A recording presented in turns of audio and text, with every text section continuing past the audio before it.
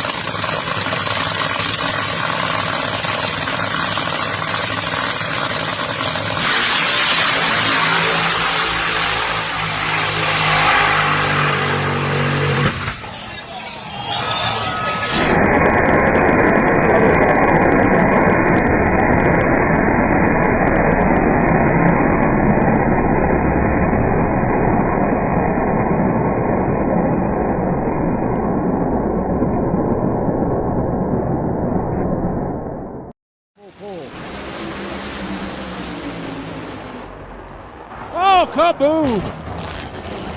Bruce Pendragon launches that brand new body with a big explosion down there. You can see him fighting the chassis to get it to a stop. Both of them got through what looked like was a trouble area for the last couple of cars, and I thought, all right, should be a fun run. Then we saw a little smoke out of Tim's car and a big kaboom from Cruz. Just for the record keeping, Cruz Pendragon, 445 at only 195. You can see him climbing out of that. What's left of the Snap-on car. Chad Green purging the nitrous out there, getting ready to pre-stage the car as Danny Rowe moves his car ahead. Can Rowe move his way on to another semi-final round? It would be a good move for the team to help him with the points. Reaction time advantage goes to Rowe, and Chad Green's car is sideways. Danny Rowe goes 597 at 245 miles an hour going to the semis. Chad Green 652, 6'2", and a wreck down there at the top end of the racetrack as Chad Green came across the course. The car sliding upside down into the sand trap. You can see the car. Some people just have what it takes. Whoa, Doug Winters across the racetrack, and he gets the rear quarter panel into the right wall as Jeffrey Barker is able to barely avoid catastrophe down there. 868, 8113.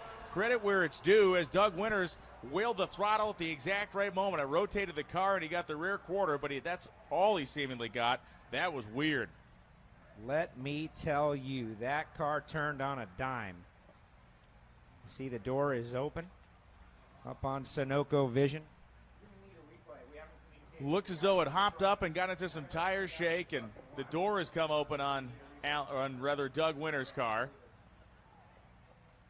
The safety safari on the scene, and there's Doug Winters, folks, climbing out of the race car. He has taken his helmet off, and no doubt disappointed at the result, but I'll tell you, that is a veteran move as the thing got into tire shake, and it was coming across the track, Joe, and it was getting